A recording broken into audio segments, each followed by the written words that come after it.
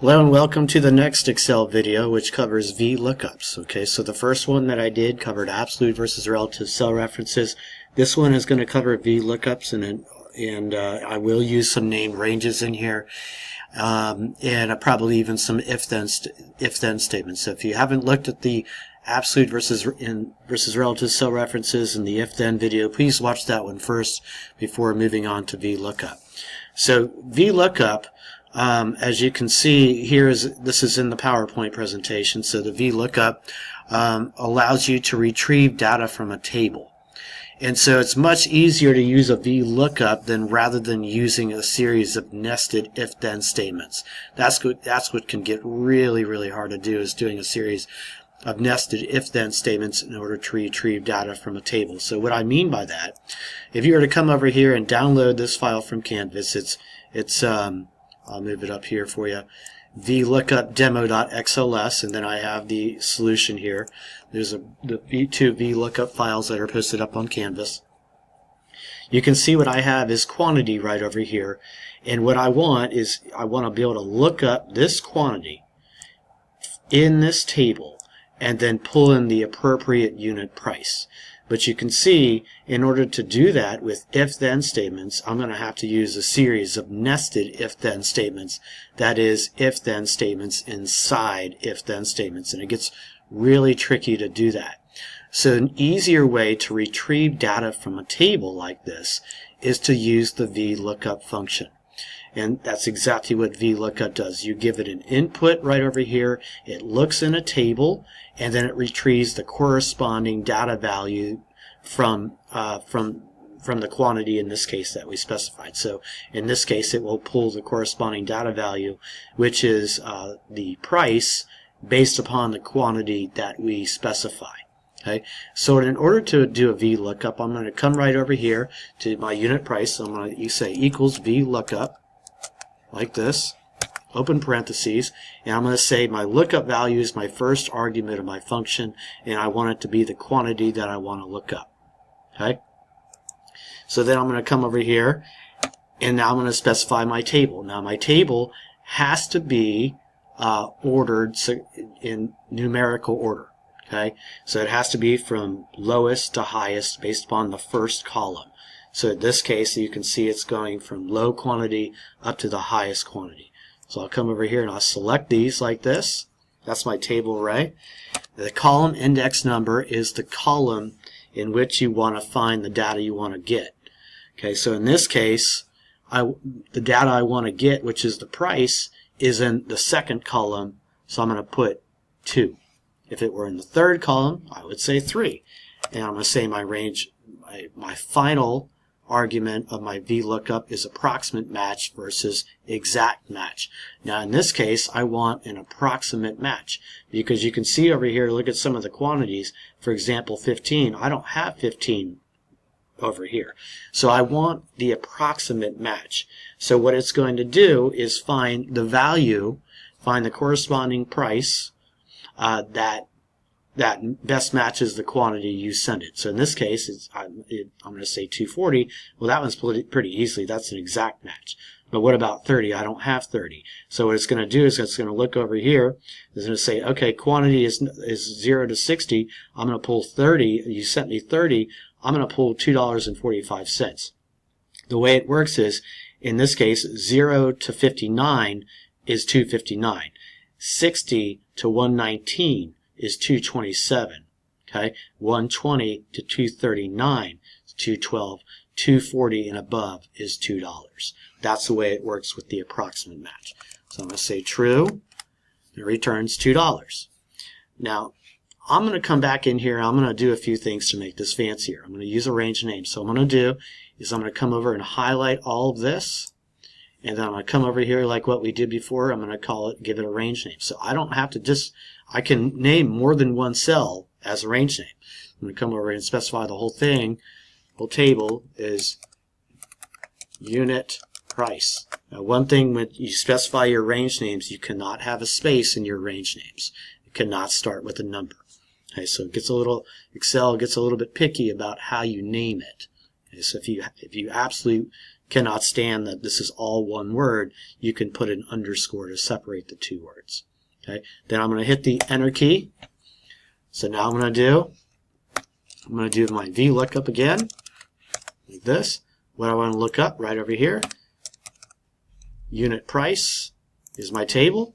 That's my table array. Second column, I want it to be true. And there we go. And now what I can do is go down like this. Now I don't want it to bring the formatting, so I'm going to go over here and go edit, paste special, like this. And I'm going to just paste the formulas. Okay, so that way I keep all the initial formatting right over here. Okay, so I didn't want it to change the formatting. Now I can go ahead and calculate the total price. I can say over here, here's my quantity, right? I'm going to say equals my quantity.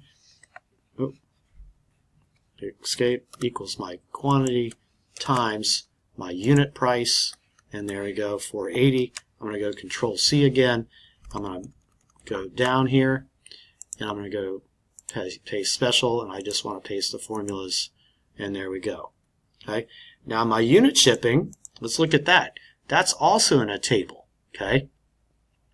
So let's take a look at this. The first thing we're going to do, and this one's a little bit different because we're going to be using an exact match. So what we want to do is pull up the unit shipping based upon whether they go rail, truck, or customer. Okay, rail, truck, or customer. So I'll come over here. The first thing I want to do is I want to give this a range name. So I'm going to call this ship cost. Okay. Then I'll come over here and I'll go my unit shipping. Okay. I'm going to do my VLOOKUP. I'm going to say, what do I want to look up? I want to look up whether it's rail, shipping, or truck. Okay. So then I'll go my table array, and I can just highlight it, and it will automatically go ship cost, or I can type it in. And I want it to be in the second column because my data is in the second column. And this time, rather than true, I want it to be false because I do want an exact match. And there we go. And then I can go Control C. I can pull that down, and I can go edit, paste special, go to formulas, and there we have it. Okay. So in this case, I can come over here and I can do my total shipping. As we can see over here, my total shipping will be equal to my unit shipping times my quantity. So I'll come back over here and say, here's my unit shipping times my quantity.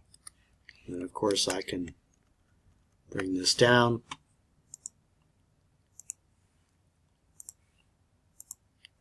Okay. Now, if we look over here at the solution, we also have something called the Hlookup. So what this is doing, the Hlookup is a horizontal lookup. So this is when your data are going across like this. Your data for VLOOKUP is when your data are going down vertically. Horizontal, your data are going across on the other hand. Okay. Let me come back over here. Sorry about that. So with my Hlookup, what I want to do, if I looked at my function, I'm going to say, what do I want to look up? That's my lookup value, which is my total price. That's based upon my total price. And again, I'm going to be using an approximate match. And I'll say, here's my data from my I7, right over here, I7 through K9. This is all my data.